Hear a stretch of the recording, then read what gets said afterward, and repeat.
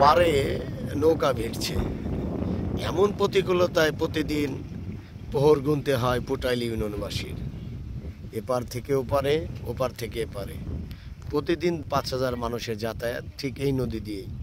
School পড়ুয়া ছাত্রছাত্রী থেকে শুরু করে বৃদ্ধ বয়সী লোকেরা এই রাস্তায় তাদের একান্ত গন্তব্যের স্থান। প্রতিনিয়তই মানুষের ভিড় থাকে এই নদীতে। একটি খেয়া থাকার কারণে অনেক সময় অপেক্ষা করতে হয়। আপনারা পুটাইল ইউনিয়নের যে সৌন্দর্য, এটা আসলে সরাসরি না দেখলে বুঝতে পারবেন না। নদীর এলাকার প্রতিকূলতা দেখতে আসলে অনেক সুন্দর।